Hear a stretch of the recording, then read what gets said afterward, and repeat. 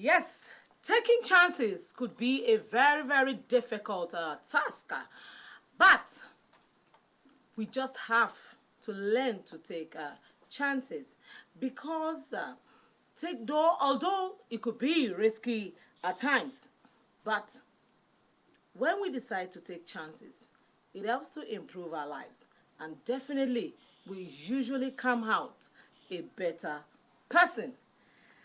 On this note, I want to say a very pleasant morning to everyone watching us out there. You're welcome to another beautiful episode of Nigeria's longest running television magazine show. The show is Morning Ride.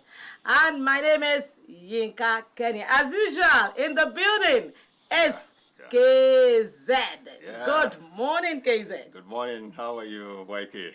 I'm good. How was your week?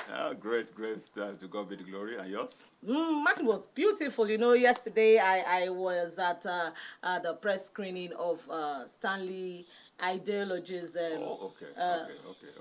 film.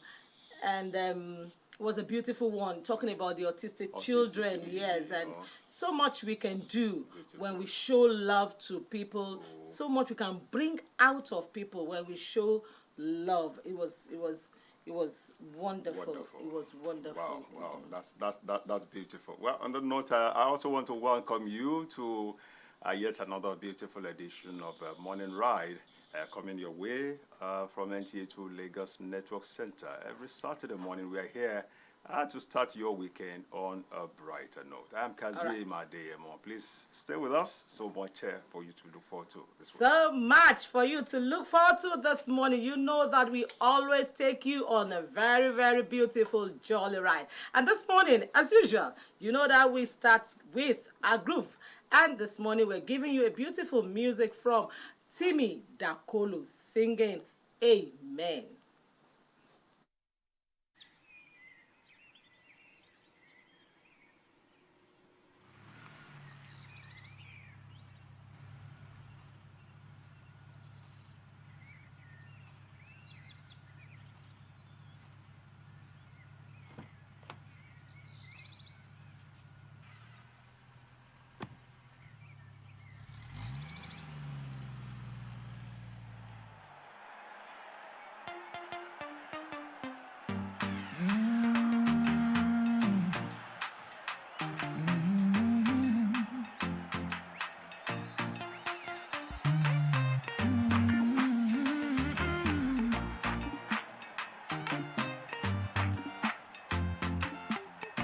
Everything you put your hand go walk.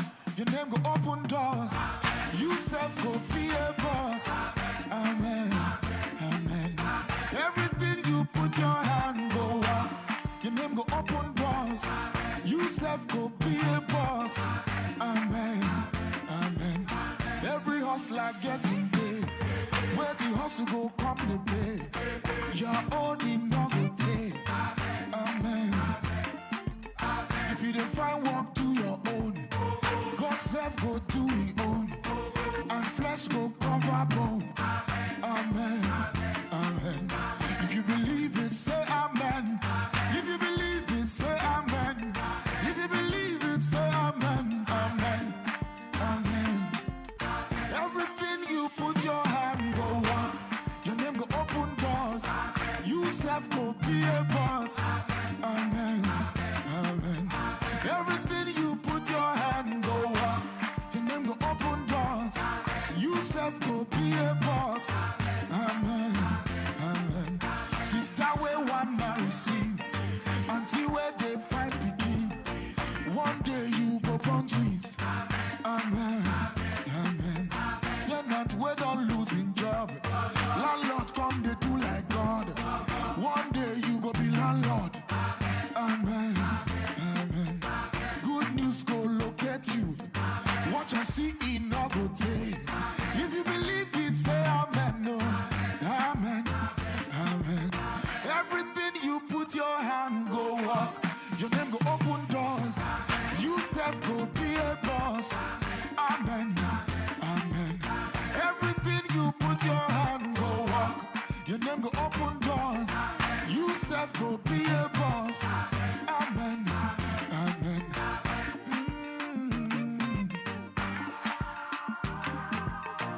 Oh, oh,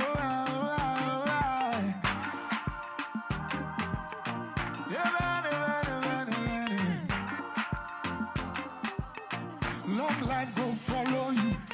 Strangers go favor you. Great men go honor you. Amen. Amen. One day you go sign the check, oh. You self go drive that Benz, oh. This life goes still make sense, oh. Amen. Your children go make you proud, oh. Bad people no go pull you down, no. One day you go run this town, no. Amen. Amen. You self go spray me money. Baby go call you honey. You self go host the party. Amen. Amen. Dangote go be your friend.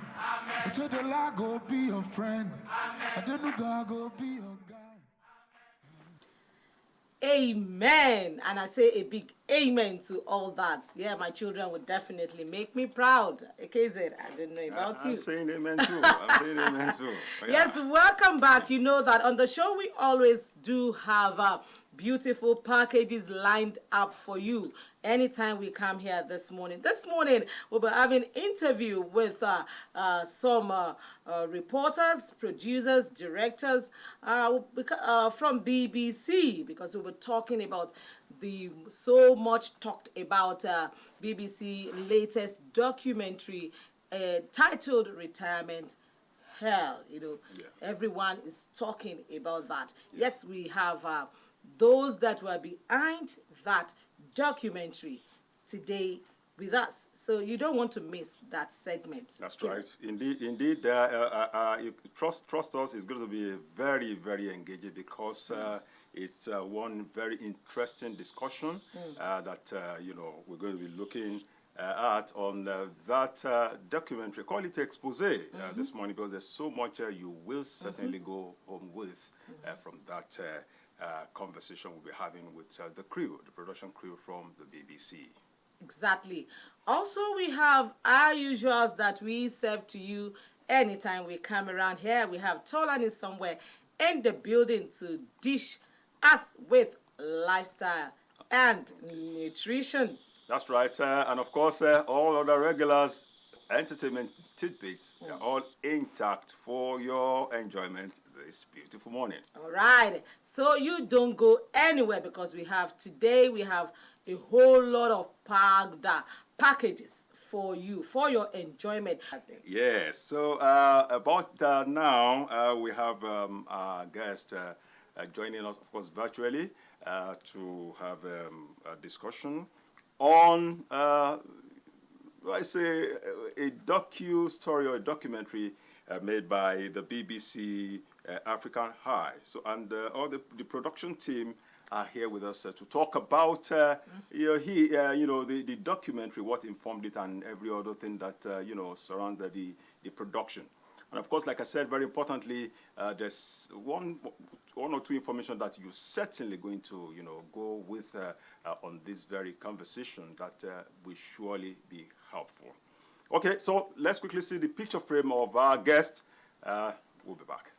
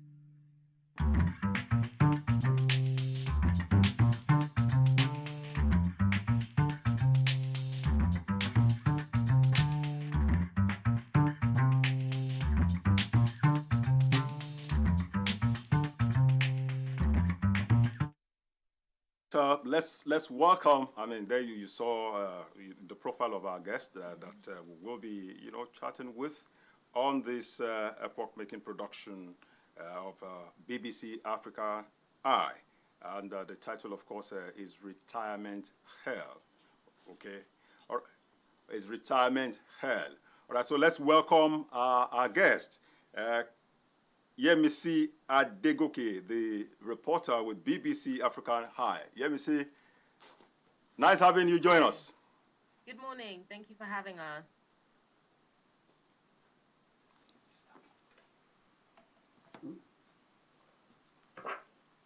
All right, Kati Mack, the director of the production. Nice having you join us on Morning Ride. Good morning. Thank you so much. All right. Good morning. We can hear you now. And of course, Obaji Akwet, a reporter with Cross River State. Brother, thanks for joining us. Thanks for having me, but let me quickly correct that. I'm not a reporter for Cross River State. I'm a filmmaker and a journalist who's been touring Africa making stories. So the story we're about to hear is, one of the stories I had to join BBC to work on. Oh, beautiful, beautiful. I'm sure it's going to be very, very, very engaging. All right. Thank you very much. Yes, once again, we welcome you all to Morning Ride. Thanks for having me. Okay. So well, let me just quickly shoot the first shot here.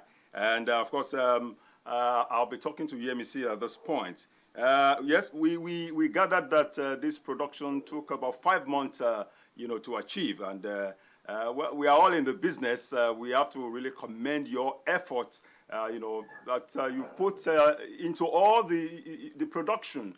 We know what it takes to be able to have such a quality production out there. So I want to commend your efforts. Well done, guys, for that.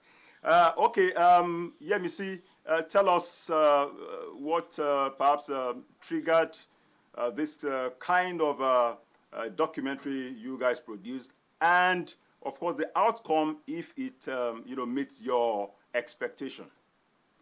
Well, this documentary came to us from Obaji, who was our assistant producer on the project. He reached out to the BBC with the idea because, as you see in the film, his mother is a pensioner who was impacted by having her pension payment delayed. After he brought that to us, the team did some more digging, did a bit more research, and found out that there were plenty of other pensioners in the state that were in this situation. So then we decided to expand the story and look into it further. And even though the focus of the film is Cross River State, it's something that we know is a national problem. It's something that we've heard a lot of stories about from across Nigeria. So it's not just a problem in Cross River State. Our hope for the documentary is that it sparks, a conversation about the pension system, that the conversation keeps going. I mean, we've seen there's been a lot of reaction to it, with a lot of people being able to resonate with the situation that a lot of these pensioners have found themselves in. So our hope is that this will lead to conversations about reform, how to make the system more effective, how to make the system more transparent, and ultimately for the pensioners that were featured and other pensioners in Nigeria, that they can get the answers that they need. What's the reason for these payments taking so long to come out? Why do they have to go through these dehumanizing procedures to verify that they're still alive? We really want to push that conversation forward. This is a documentary, but it's the first step, and we do hope that other people will continue to push this very important conversation forward. Okay, thank you very much, Yemisi. I want to go to you, Obaji, right now. You happen to be the main character in all of this. How does it feel knowing for the fact that this actually happened to you directly? And when I say you directly, I mean your mom. How does it feel to have this in the public space and being documented? And what are the feedbacks that you have had so far? Okay. At the time, I was researching into the Nigerian civil service. I just felt we should dig into the narrative of Nigeria being, our systems weighing down beyond every day nagging on, the poor leadership. Yeah, the poor leadership is also a problem. It's something we have to talk about, but we also need to talk about uh, the system itself. Everyone is just saying, "Oh, this is Nigeria," and all of that. So when my mom called me and told me she was retiring and that she was going through issues, that was when I decided to jump into that opportunity to to pitch this story to BBC, and then eventually assisted in the production of this film. About my feelings, it's been terrible. It's been terrible to realize that in the course of doing a documentary, my mom's story was even, for me, I think at the moment, even less, important as to other experiences we had to meet, other journeys, people's journey we had to, follow, that are very, massive when in terms of the impact, you've seen so far from the documentary. Okay, I feel so terrible. Okay, you have talked about it's way beyond your mom's experience now. Now I want to take you to the, like it was said in the documentary, temple or shrine where you go to give your offering, according to the documentary. What was your experience like? You went in there with a hidden camera. You did so. You recorded a lot of things. While you were there, you had a transaction. Well, I call it a transaction. You had a conversation, and while you were recording, what was going on in your head, and what was your experience? Well, first, I am African, I'm Nigerian, and I know the shrine should be, what you and I know. But first, it was surprising to discover another shrine, and that shrine being the Nigerian Civil Service Commission, and it was quite. So at the moment, for someone first, if you see the film, which I know you've already seen, the boldness, the temerity, the whole thing, the confidence, it's a right. At that moment, it was all blasting in my head. I can't imagine this happening. Okay, let me hold your thought a bit. This person being paid to do her work, and she's asking for this, calling it a shrine. Wow. Okay. Quite surprising. Okay, let me hold your thought a bit. You've talked about some of the events that happened, and because you have talked about that, we'd like to show our viewers some clips from the documentary. Please stay tuned. Since retiring last August, Margaret Akpet, a former nurse living in Cross River State, has been chasing her pension without success. My family, my aged mother is there. I cannot take care of her, cannot take her to the hospital. So I am just like that, stranded. Her son, Abaji Akpet, a local journalist, told us they were both asked for money if they wanted the pension to be paid out. We asked him to wear a hidden camera for his next meeting with the official at the Calabar Pension Office they have been dealing with. During the meeting, Angela Etta implies he should make another payment on top of the 21,000 naira, $55, he claims he has already paid. Then they call this place shrine. Say when you go shrine, you must drop something. Obaji does what he's expected to do. But even then, the pension payments don't start. And having to pay someone to get the pension you're legally entitled to isn't the only problem facing retired people in Nigeria. I'm in Okele, which is a community in Yala, where last October, this list was published with over 300 names of people declared dead, and as a result, their pension payments stopped, including this man. Good afternoon, Mr. Cletus. So your name is Mr. Efuka Cletus Laffin. Yeah. So your name here is on this list, sir, that says that you are dead. I'm not dead, madam. I can see that you're alive. National ID card. In order to get his pension reinstated, he has to prove to the Auditor General's department that he is alive. This means a trip to the state capital, Calabar, a journey this impoverished man has done 5 times. Across the country, and for many different reasons, retired people are being denied their hard-earned pensions. In fact, in 2019, 400 billion naira was owed to pensioners.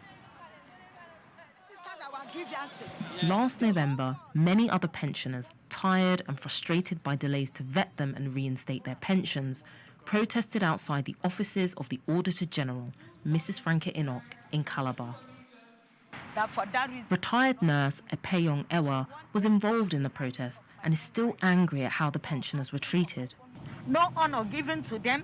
They are being treated as beggars on the street for their own civil rights.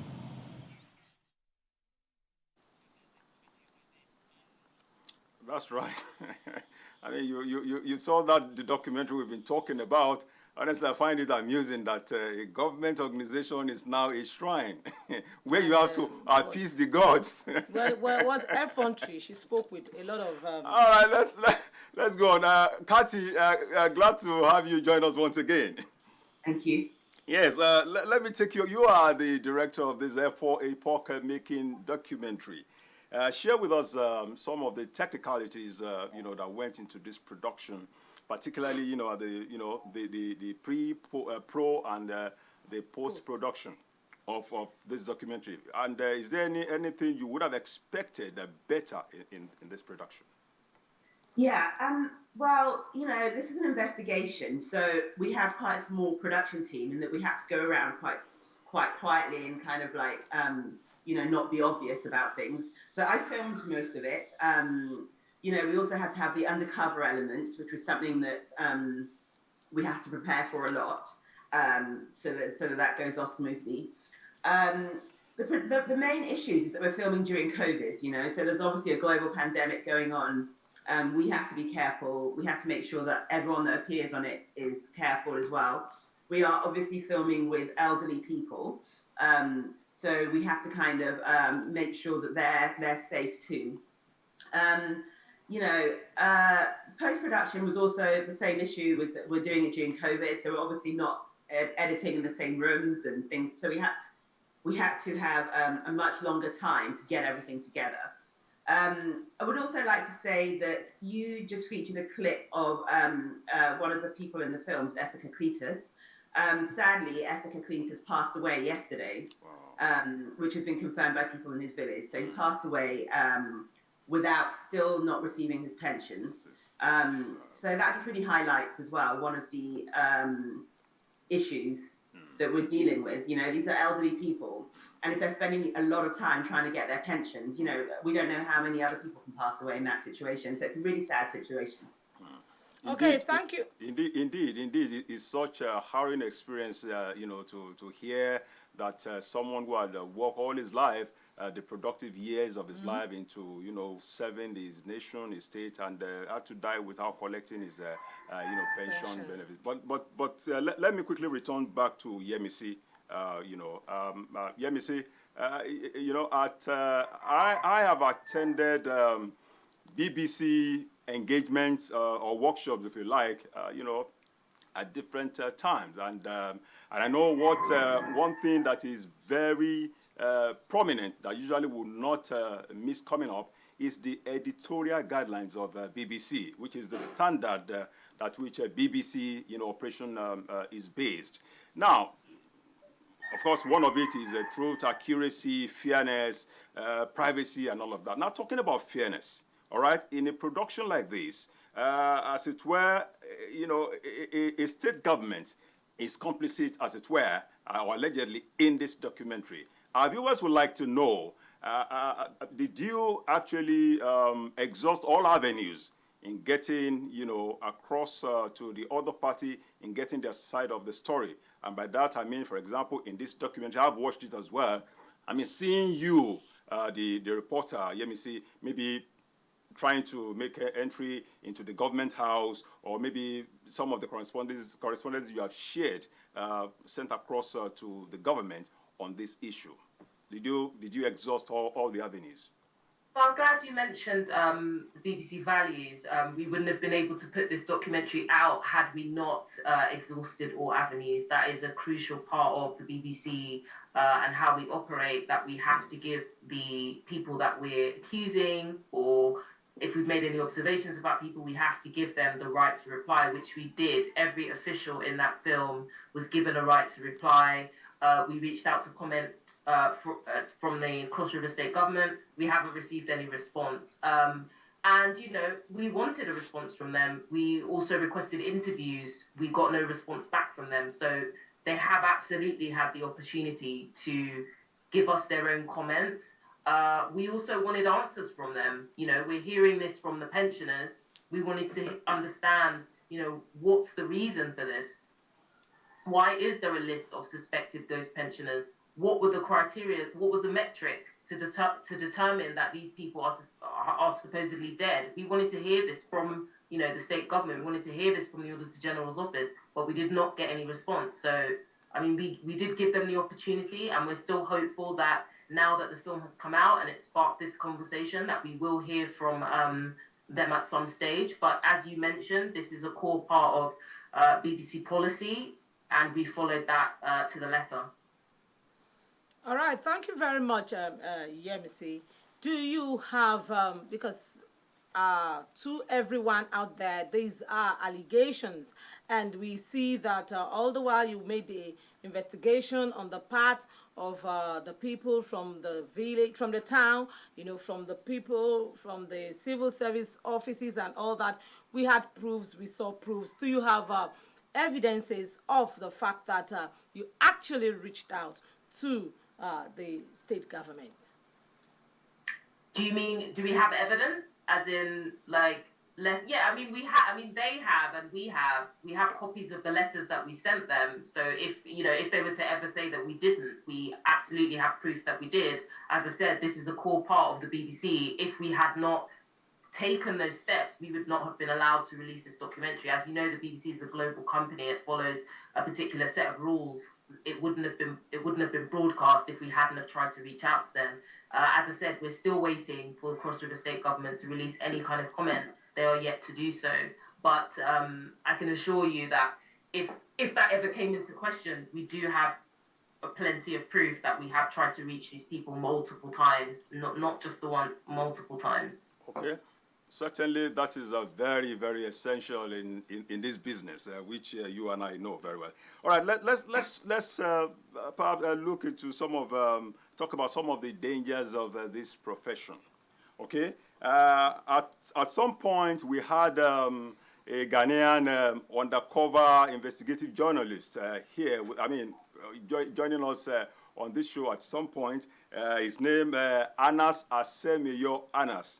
I'm sure you're likely to know him. He's always going about hooded, because to conceal his identity because of the danger of this job. And here you guys go about doing undercover stories without any cover. Aren't you afraid some of these dangers as well? So to speak, how protected are you? Did you get that? Yeah, Abaji, do you want to answer that? Yeah, anyone could answer. Okay, anyone could take that, yes. Yeah, I did the undercover, and to tell you the truth, I just on Facebook, the AG commented and said she was preparing a report, and she derogatorily called me one Obaji Akpet, and all of that. And then I've had calls from even the lady affected, and all of that. But basically, I need to remind you that, this is journalism. It's our profession. We understand the hazards, right? And it's something if you sign up, it's just like an association. You sign up to the details of it. So everything that's going to come after this film is expected, and we can only manage that kind of expectation that way. So we're not afraid. This is our job. This is what we understand we do, and we'll keep doing it. Trust me. All right, let's just be careful. I mean, we need you guys around, not much. All right, let me now ask you. Anyone can give a response to this. We have this documentary. We're waiting for the government to give their own side of the story, or probably give out a disciplinary action to whoever is concerned. But meanwhile, while we wait for all of this, what is the next line of action?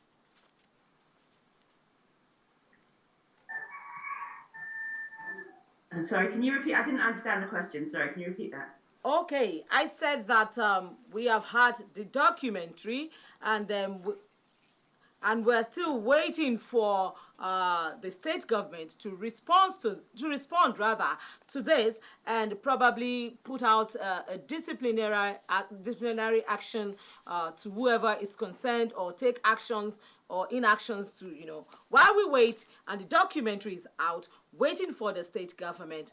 What is the next line of action? Maybe Katie, you can answer this. What is the next line of action? Honestly, you mean in regards to this documentary? Yes. Yeah. What we want is just some answers for the people, pensioners that are involved, and also those that weren't involved. We feature just a small number of people, but this is happening to a lot of people. So we've done the first step. We've done what we think is our part, which is put out the documentary. If people want to follow that up, or if people want to carry on the conversation, then that's what needs to happen. We just hope that we've started something that will become a bit more of a conversation. So for us, the next step is just waiting and watching, and once something comes out, once a response comes out, for us to react to that. It's up to other people now if they want to take that forward. So we feel like we've taken our step, basically. Okay, thank you very much. I go to you, Obaji. I want to ask you this. Let me just ask you this personal question. Yes, you had this issue. Your mom had this issue, and you went to BBC. When you were going, what was, did you feel that you would get some sort of acceptance, or did you feel some sort of reluctance to, put the story across? And when you got there, how accepted were you initially? All right. Basically, like you said, it's a personal question, and I'm sure maybe it's for our audience just learning what it means, to reach out to an international news organization, a media organization. I've always pitched to BBC, pitched a lot of stories beyond this, and it was something I got happy about, that this finally got accepted. The BBC often, apart from BBC, other news organizations too, internationally anyways. But BBC had always taken a step further to always maybe either give me feedbacks about the issue, and why some of my pitches were accepted, and it has always often helped me improve. And I'm sure that's how it helped me improve. On this one, I pitched to BBC, and then it was finally accepted. So when I was pitching it, I also kept an open heart. It could be accepted or not accepted. But it became.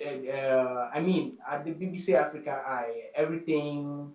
Africa is something that they take very close to heart. So when they saw it, they really, I think they thought it's really something they had to do something about, to save is really something they had to do something about.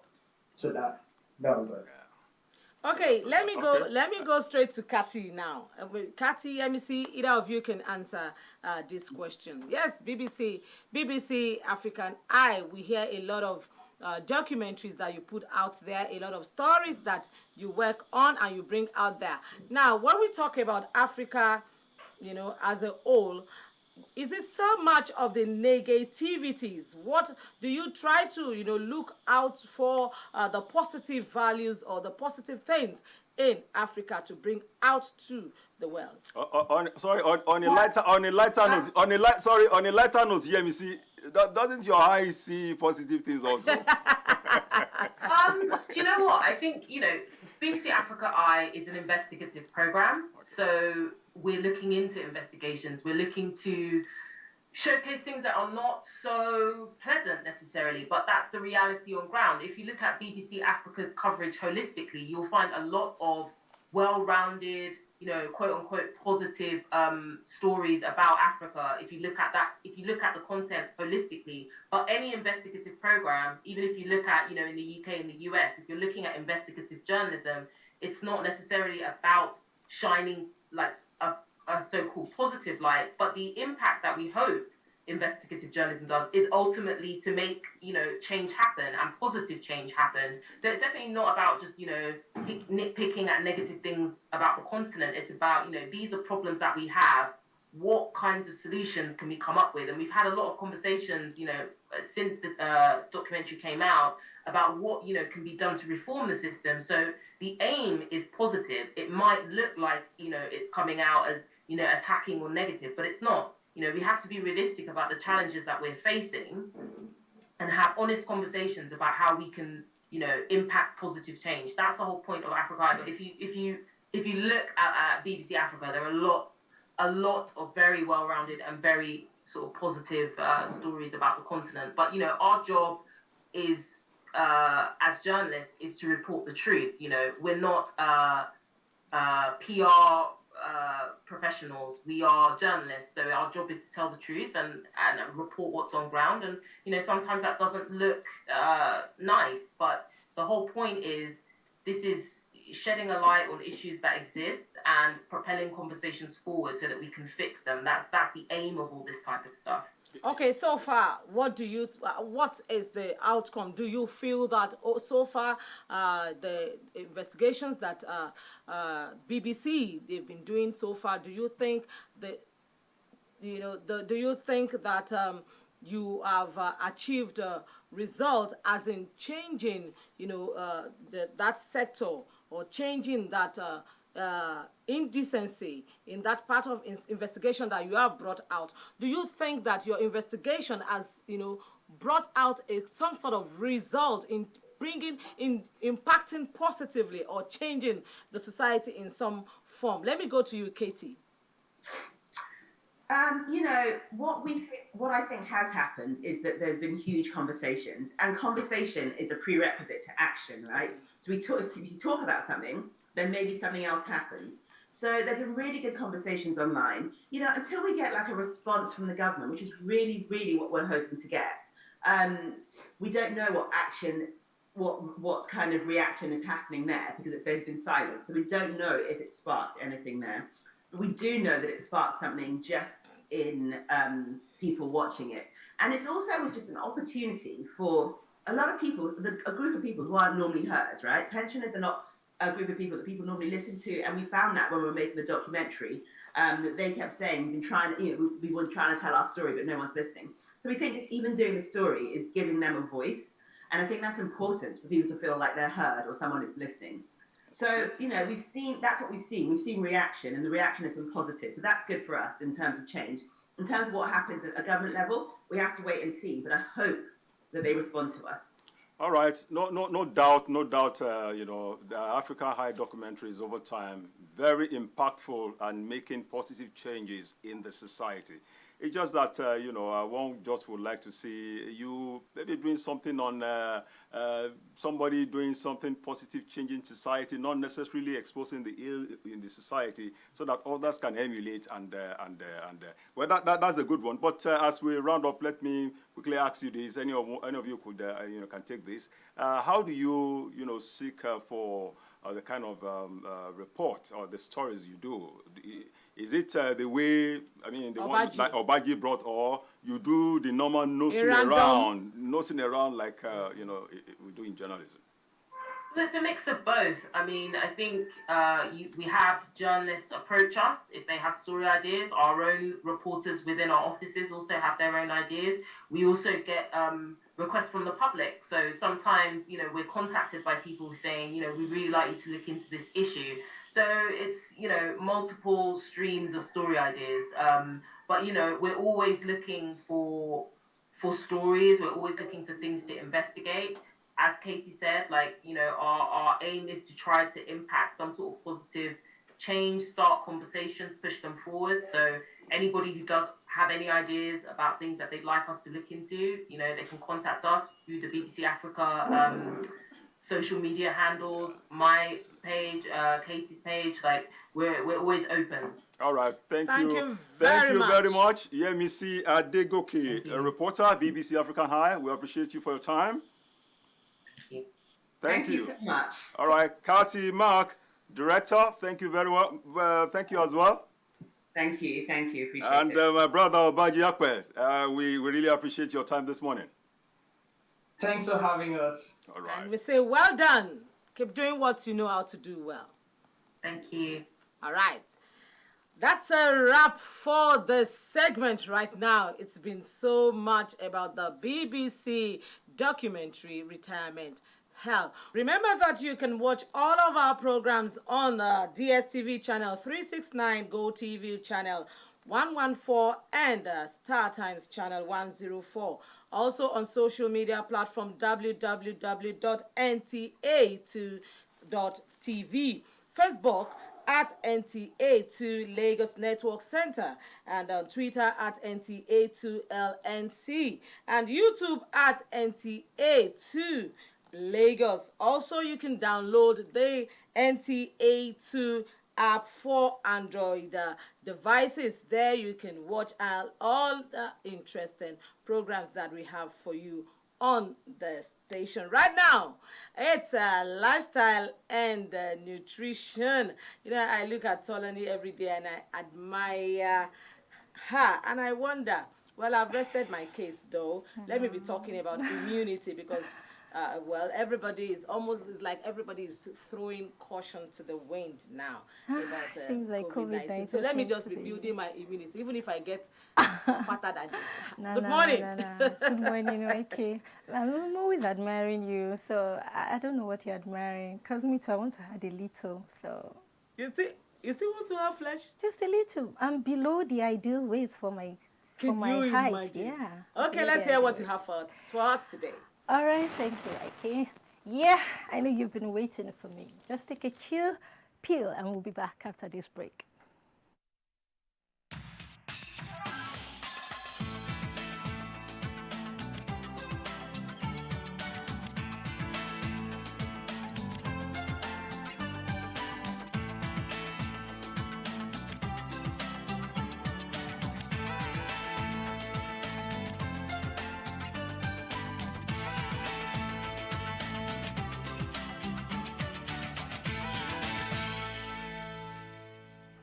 Yes, Theodore Roosevelt, in one of his publications on the man with the mock rake, he said something, and I would like to quote him, perhaps in my own words.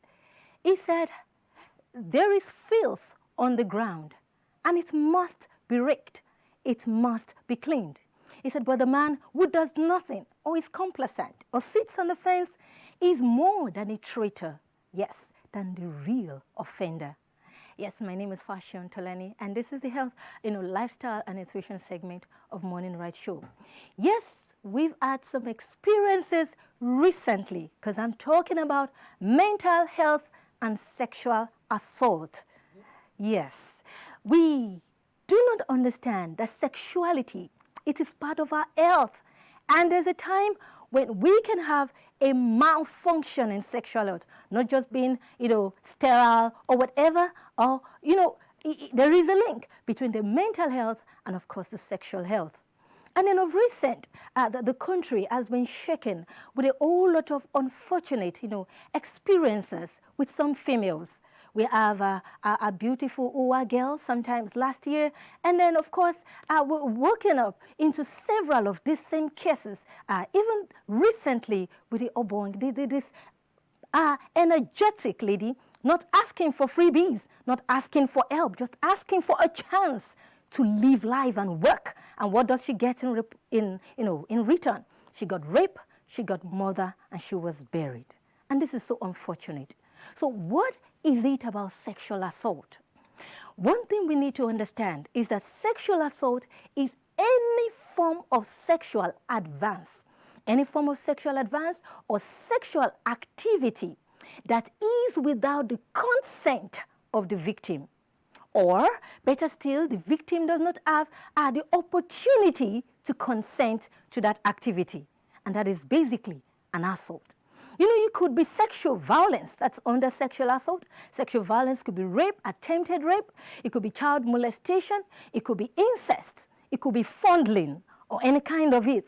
And then we could have sexual harassment. It also comes under sexual assault. It could be, a suggestive talks. It could be nasty, offensive jokes. It could be touching, brushing, all of those things that come together, to assault an individual. Putting all of them together, you already have a bunch of a case of sexual assault. And it's a criminal case. Do not forget that. So we are talking about world statistics, world record of the rate of sexual assault around the globe. Number one, in America, they said every 95 seconds, someone is usually sexually assaulted, male or female. And well, in Africa, we have South Africa being like the top chain of sexual assault. Lesotho, Botswana, Swaziland, Sweden, and some other countries that form the top 10. And then, of course, in Nigeria, we have that 1 in every 4 girls and 1 in every 10 boys, they experience a whole lot of sexual assault before the age of 18. And then most of all this sexual assault, there's 1 in every 3 women and 1 in every 33 men has complained of a form of sexual assault one time in life. And most of their assaulters and offenders, sexual offenders, are usually maybe drunk on substance or, some borderline not too nerve composed, atmosphere. So now, what are we talking more about? We want to talk about child molestation, because the bottom line of all of this assault is the negative effect on the health, the physical, mental, social, reproductive health of the victim. Not only is it negatively affected, they are more prone to having diseases like HIV and the likes of it. So the danger that comes, some of them lose touch with reality. Some go outrightly mad. Some die in the process. Like, the few cases that we know, there are many that we don't get to know. There are many that happen on a daily basis that we don't, get to know because of stigmatization. But all of this, the consequence is weightier, heavier, much more than tolerating one single sexual offender. So let's talk about child molestation. Child molestation is simply doing anything sexual with a minor, with a girl, with a boy, of course below the age of 15. Anything sexual with them is child molestation. And of course, like I said, UNICEF has to record that 1 in every 4 girls, 1 in every 10 boys in Nigeria have been sexually assaulted or are prone to be sexually assaulted before the age of 18. They also have to hold that 96% of these people that assault these children are usually family members, relatives, close friends, people living around them. And 77% of them are actually adults. And so what are the predisposing factors? What makes it easy for this sexual praise to come after their victims? Number one, is this, especially these close family friends, these relatives, they hide under the guise of, their familiarity with the family. And then, of course, they send these children on errands. If they tell her, come sit on my laps, the child may not see reasons not to. They say, come touch my breast, come touch my penis. By the time they do all of these activities, the child may see them out just the usual uncle or the usual auntie.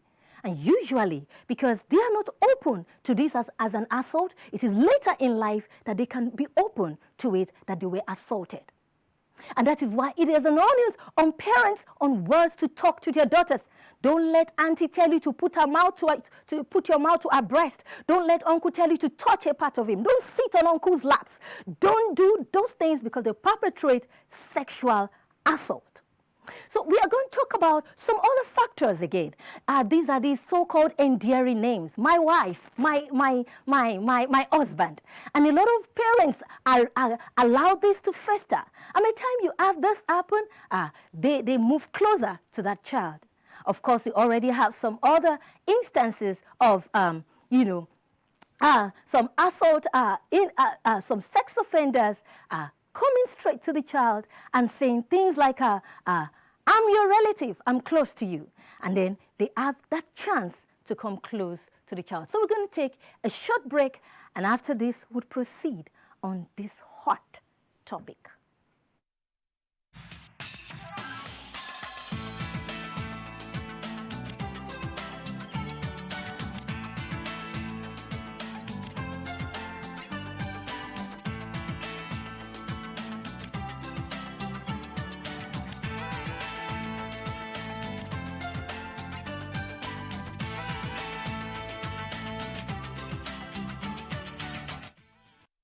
So quickly, let me just wrap it up. Quickly, another thing, parents, that undress in front of the children, parents that have sexual intercourse in front of the children. This is sexual assaulting. Another thing you have, again, are teenagers living in the same room. By the time the children of a particular age, it's good to separate them. Okay, so briefly, let's talk about adult sexual assault. 1 in every 3 women have been sexually assaulted. And you have more of these incidences, sexual assault, rape among women than among men. 80% of women are more sexually assaulted and raped than men. And of course, we have these incidences more again in the workplace, more than you can ever imagine. 1 in every 7 ladies has been assaulted at the workplace. 1 in 17 men have complained about some sexual assault and had to change jobs. So things like suggestive jokes around you, sexual comments, these are like the soft water that the rapist or potential sexual offender pours ahead to see how you can tolerate those words. And the more you tolerate it, the more they move closer. And then if there is a chance, they want to assault you. Another thing you should be careful about is, being in dark places, visits to young men, and many factors that I may not have the luxury of time to give us all. But the bottom line is this. Is there a link between the activity of a rapist and his mental health? Medical science has to show that there is. Listen, society has to rise. I cannot give you all the points because I have limited time.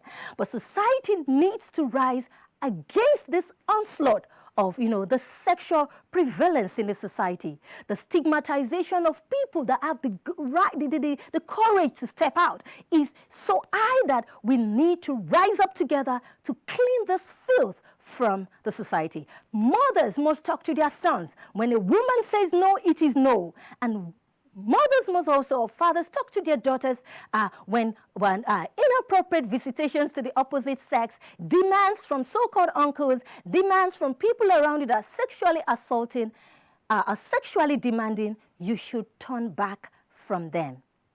And so, coming together, like I said, is one big way to end the issue of sexual assault in the household, in the family, and in the society. See, the discussion doesn't end here because we are still going to unravel the medical aspect to the psyche of a rapist and so many other factors to consider in calling the person a potential rapist, and to let us know that the criminal justice of Nigeria is basically against the rapist. Anyone who rapes is seen as a murderer and is liable to life imprisonment. So you have a right, even if you are dating and she says no at the point of sex, and you go ahead, you are a rapist and you will be prosecuted.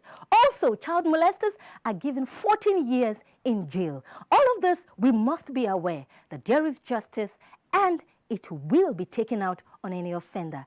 It's a good spot for me to hand. Let me speak the word of Roosevelt again. There is filth on the ground and it must be cleaned. It will be cleaned, and it's my responsibility. It is your responsibility. And so our discussion doesn't end here. Till we meet, same time, same me, same morning ride. You remember, it's your audience to keep a clean society. All right, a very good one this morning on More of Lifestyle this morning. It's More of Lifestyle. And I tell you, I'm in love with this topic today. Honestly, a whole lot of people are there on the streets that their mental health needs to be checked. Thank you so much, Tolani, for that this morning. All right. All right, on the show, we bring you entertainment tidbits. Stay tuned.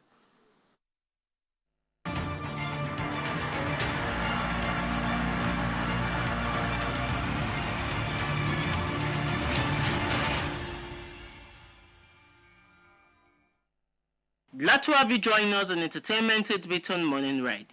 I was disdaughtered and I lost friends. This statement is credited to the dance queen, Dr. Kafayat Shafau Ame, popularly known as Kafi.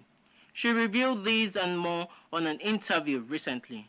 Kafi is one of the few people Facebook is celebrating for inspiring others through her content on Facebook and other platforms. This was showcased in their recently launched campaign tagged #FacebookCreators. Ghanaian actor Chris Atto has reportedly tied the knot the third time. This is coming 2 years after the death of his second wife, who was shot dead in front of her office in the U.S. According to reports, the actor had gotten married to a U.S.-based film and content producer, Chinecherem Eze. The movie star reportedly had a secret court wedding in California in April, while the traditional rites took place afterwards.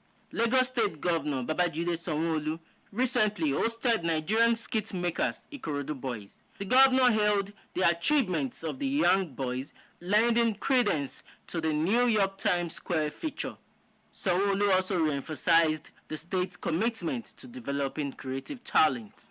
In a similar vein, Babajide Sanwo-Olu has launched a 1 billion naira film production empowerment scheme in the state. Confirming the new scheme, the governor unveiled a newly appointed 9-member committee via his official social media accounts. Members of the committee include Peace Hanyam Osigwe, Tunde Kilani, Mo Abudu, Kunle Afolayan, and Richard Mufe Damijo. That's it on Entertainment Tidbits. Morning Ride continues shortly. Stay tuned. Yes, welcome back. That was Entertainment Tidbits. A lot of stories there. Well, first off, I want to say big congratulations to Chris. There is a very, very popular Ghanaian actor, and a good one at that. And it's just unfortunate he's been having this series of one thing or the other in his wedding. We can only wish him all the best this time around. Yes. It was a good one that the governor displayed during the week by hosting the Ikorodu Boys. So that's a beautiful one on entertainment, and that is a good place to call it a wrap this morning. KZ, we got to go. And that we have to go. That's a very good point to say thank you very much for being our companion from the beginning of this program to this point. All I can say is that you enjoy this. Why not come around? Let's do this together same time next week. I am Kazim Adeyemo. By His grace, we will be here. Go and have a fantastic week ahead. Bye now. All right. Yes, I like to leave you with this. The 3 ultimate way to success is just to be kind. The first one is to be kind. The second one is to be kind. And the third one is to be kind. Look for someone out there to display a show of kindness in this coming week. Yes, till we come your way, same time, same station next week. I remain Yinka Kenny. Stay well and stay blessed. I got money, oh, you won't help me spend my money. Allow me to enjoy myself.